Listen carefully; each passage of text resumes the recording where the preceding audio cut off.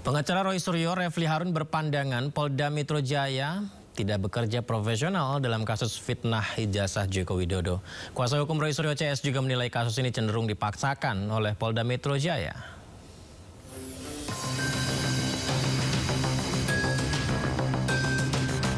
Roy Suryo CS merespon pelimpahan berkas perkara yang dilakukan oleh Polda Metro Jaya ke Kejaksaan. Pihak Roy menyebut pelimpahan berkas Roy Suryo, Rismon Sianipar, dan Dr. Tifa membuktikan bahwa Polda Metro Jaya tidak bekerja profesional. Kuasa hukum Roy Suryo CS juga menilai kasus ini cenderung dipaksakan oleh Polda Metro Jaya.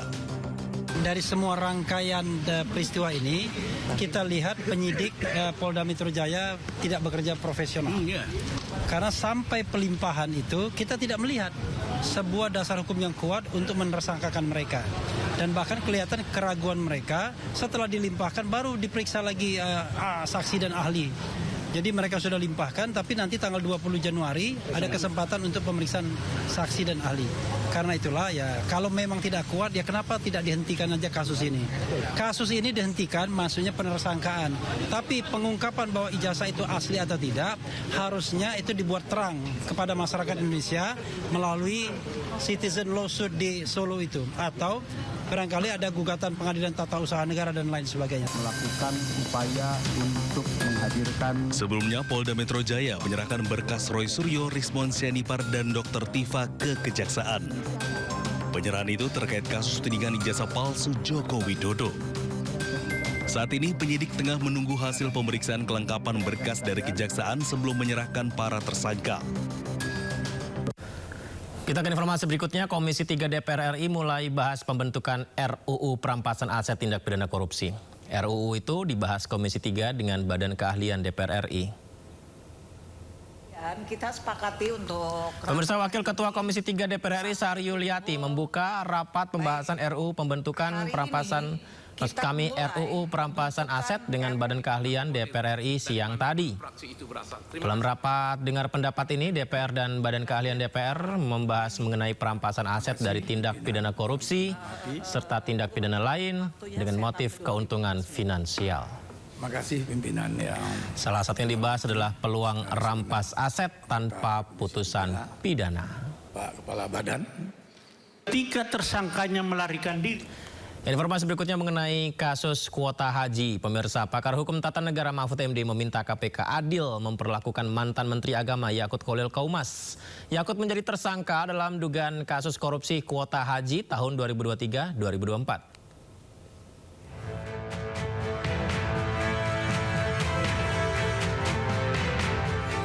Kasus korupsi kuota haji masih menjadi perbincangan panas di berbagai kalangan.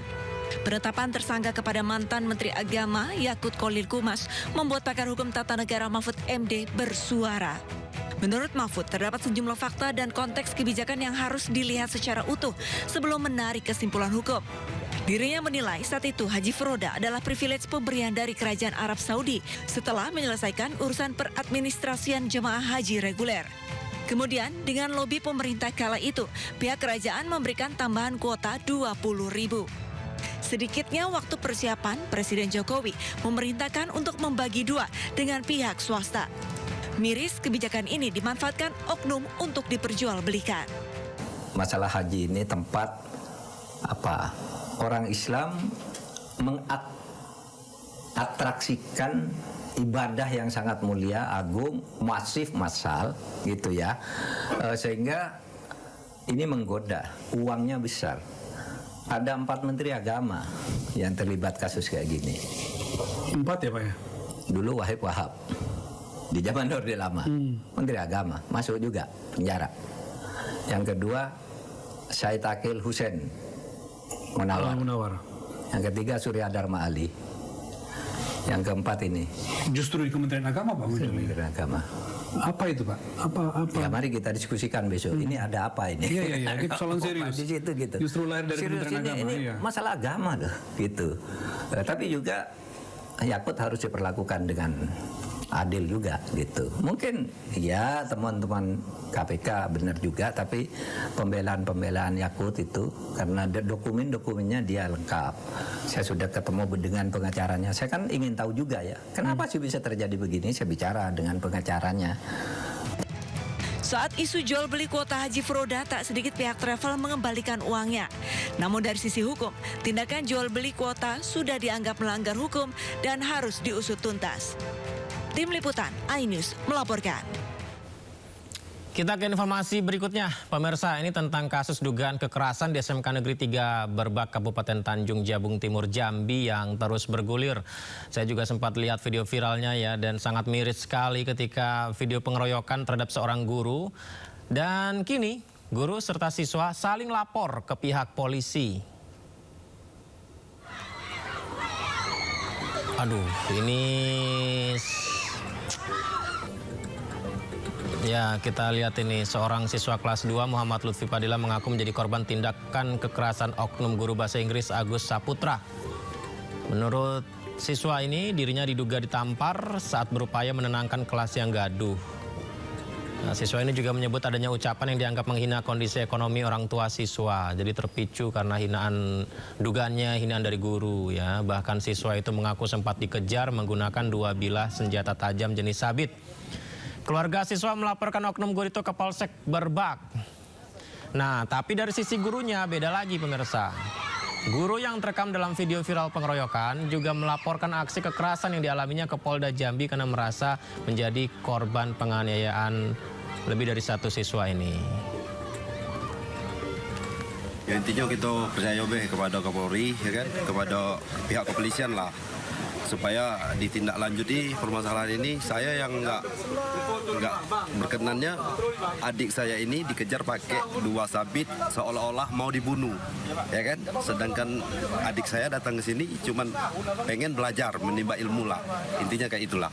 Intinya saya minta kepada pihak kepolisian diusut tuntas lah. Dengan apabila memang adik saya bersalah, ya silakan. Tetapi sebaliknya lagi, apabila memang dia bersalah, silakanlah hukumlah dengan yang ada hukum di Indonesia ini. Itu bela Mas. Itu statement terakhir yang menarik ya. Siapapun yang bersalah harus dijatuhi hukumannya. Menarik itu. Informasi berikutnya ini masih tentang kasus yang sama. Jadi guru korban dugaan pengeroyokan sejumlah siswa di Kabupaten Tanjung Jabung Timur Jambi menempuh jalur hukum pemirsa. Mediasi yang dilakukan polisi bersama Dinas Pendidikan Provinsi Jambi menemui jalan buntu lantaran korban 2 kali tidak menghadiri panggilan.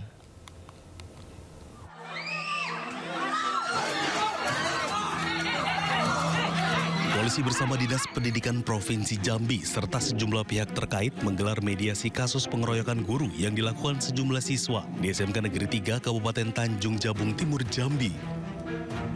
Mediasi yang digelar di ruang majelis guru ini menemui jalan buntu lantaran guru yang terlibat dalam insiden kembali tidak memenuhi undangan. Ini merupakan kali kedua yang bersangkutan mangkir dari proses klarifikasi. Intinya di sini kita melihat bahwa kejadian ini adalah keluarga, artinya guru dan murid yang tidak seharusnya terjadi.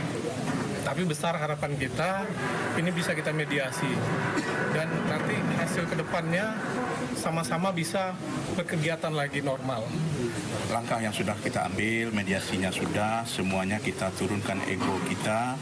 Mudah-mudahan kegiatan belajar mengajar di SMK Negeri 3 Tanjung Jabung Timur ini mulai hari ini, besok, dan seterusnya berjalan normal. Setelah sempat viral menjadi korban pengeroyokan oleh siswanya, Agus Saputra, guru SMK Negeri 3 Kabupaten Tanjung Jabung Timur Jambi, melaporkan peristiwa tersebut ke Mapolda Jambi. Didampingi oleh kakaknya, pelapor menjalani pemeriksaan selama 4 jam. Pelapor juga mengklarifikasi terkait senjata tajam yang dibawanya untuk mengamankan diri dari serangan para siswa. Selain menderita sejumlah luka lebam, pelapor mengaku mengalami trauma berat.